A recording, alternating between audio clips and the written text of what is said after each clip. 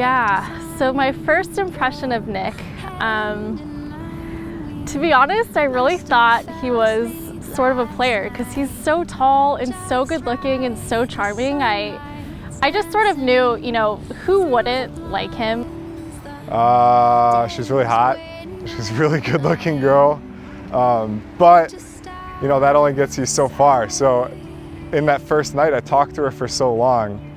I feel like you can't just do that with anyone. So that was kind of a big tell that I could carry a conversation with this girl and she could carry a conversation. And we had similar humor and we still do. It's only getting more similar as we, live together, and I'm sure we'll be running over each other's jokes for the rest of our lives. But, I think it was really her personality that solidified it.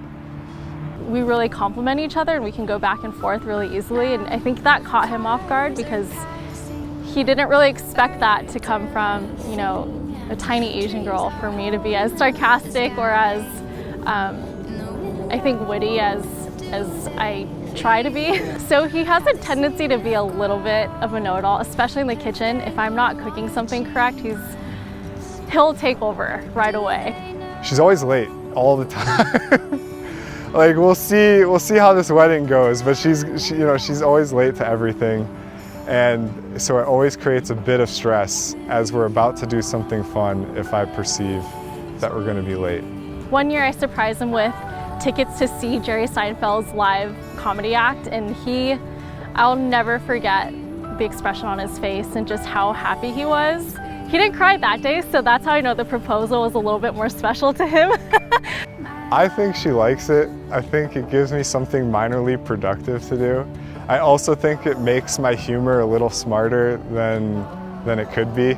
I sort of love it. I love that at the end of the day when I feel like he's had a hard day, I can turn on Seinfeld because I know that will cheer him up. And I think her dad jokes are hilarious when I'm there for them, but a lot of times she'll tell me them 5 hours after the fact.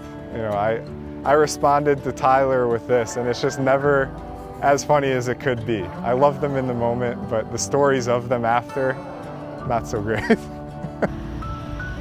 Honestly, I think he would be Jerry, because Jerry is sort of the one that holds the whole group together. He's the glue, and hopefully none of our friends get mad at me for saying this, but I really think he's sort of that glue in our big group of friends. I took a quiz online once and it said I was Newman. But I'm just gonna reject the answer, and I'd like to say I was Jerry, just because he seems to be the most level-headed. If Lauren was a Seinfeld character, I think she would be Estelle Costanza. I think Elaine is the obvious answer, but I would pick Estelle just because she's always over the top. She's very emotional, but she's fun to watch, and I don't ever want to pick the obvious.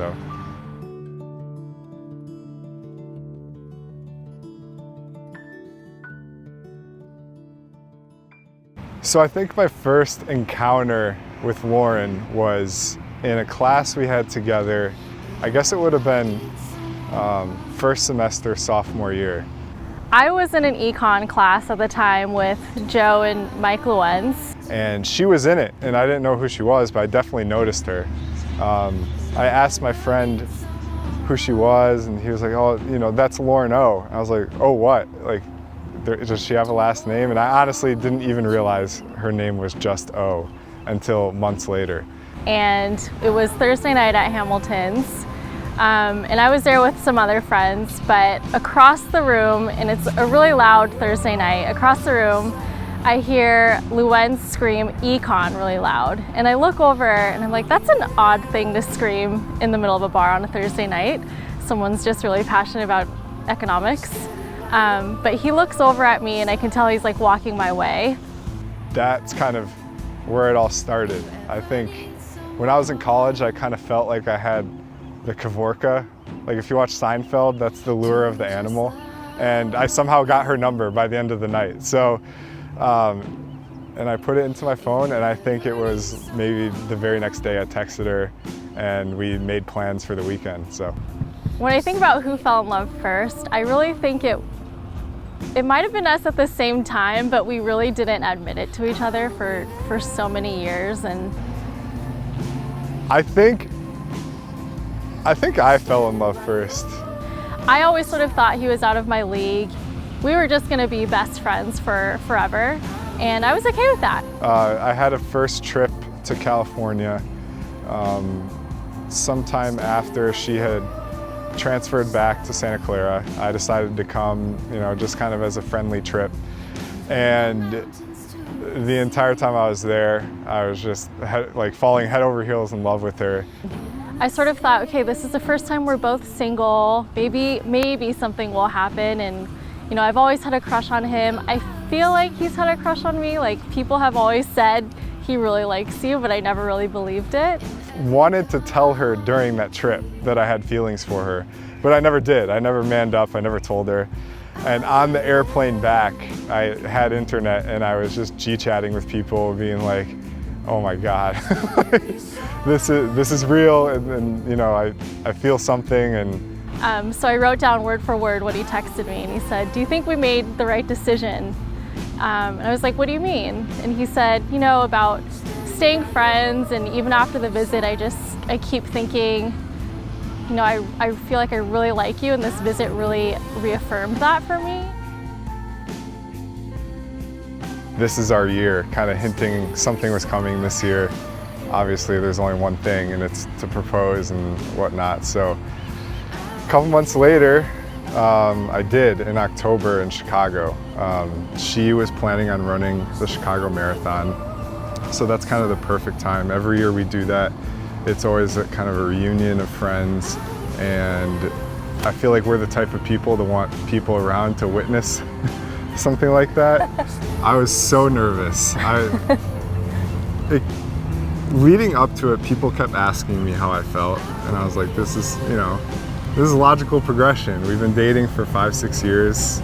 I'm not nervous, but the day of, I had butterflies the entire day. So we walk into the bar, and I get really excited because I see the spot where we sat down and talked for several hours the night we met. And I walk in first, and I see him completely breeze past the spot, and I was kind of sad because I thought he forgot at first. So I had to go grab him, and I was like, this is where we met. Don't you want to have a moment and take a picture for Instagram? And yeah, I was not thinking about Instagram at all. I was like, I gotta cut to the chase here. I gotta go get a beer, calm down. Yeah. So it was just funny. I thought he completely forgot, and he was a little too nonchalant. So that should have been my first. Yeah, I was overcompensating for sure. Yeah, that should have been my first tip off. Yeah, so I was getting texts. Their family's outside, so I have to find a way to kind of split off and not be too awkward. And I did. I don't know what Lauren thought I was doing, but I thought you were getting another beer. So I went outside and I met them. They were way down the block, and between me and them is the giant window that Lauren's sitting right in front, and I have to get them across the way. So I'm texting. I text my friend Savan, and him and his now fiance Sarah. Tried to distract Lauren, and then her family just ran across the window and met up with me. I remember seeing him get down on one knee, but I was crying so hard, and in that moment I think I was just so happy that he knew exactly how I wanted the moment to happen, with all of our friends and family and everyone that we love and who has been part of our relationship for 6 years now, and they were there to witness such a special moment of our relationship and our lives. And it just meant a lot that he was so thoughtful to make sure everyone was there that I really cared about. I started to feel shaky, and my heart was beating really fast, and I got it out. I got the correct words out. I wish I would have said more. But as I was down on my knee, I swear, between me saying, "Will you marry me?" and her saying yes, it was a lifetime. I was like trying to nod, I feel like, to get her to like say something, but you look back at the video, it was the quickest thing ever. I just want to ask you.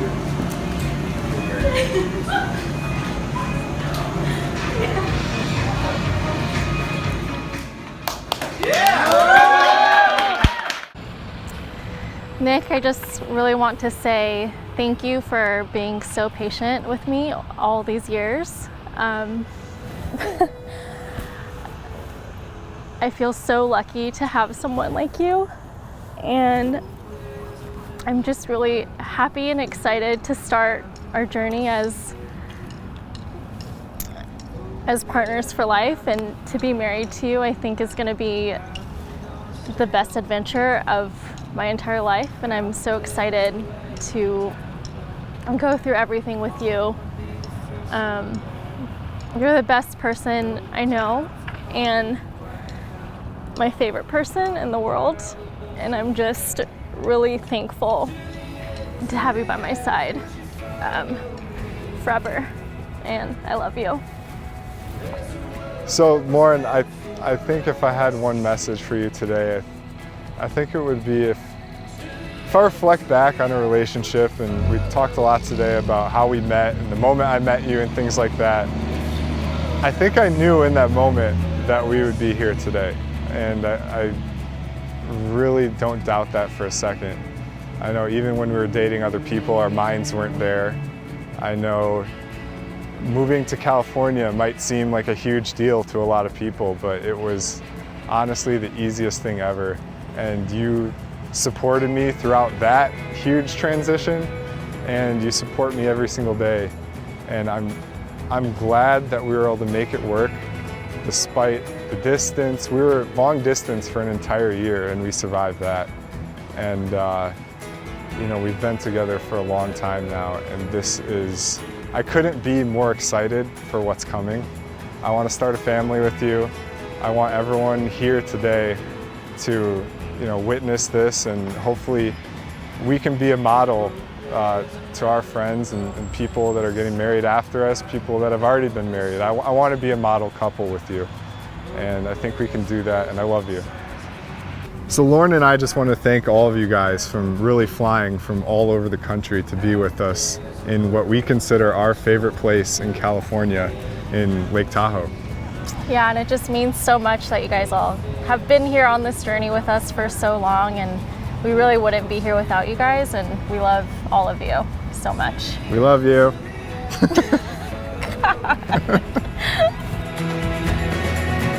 There's a world that was meant for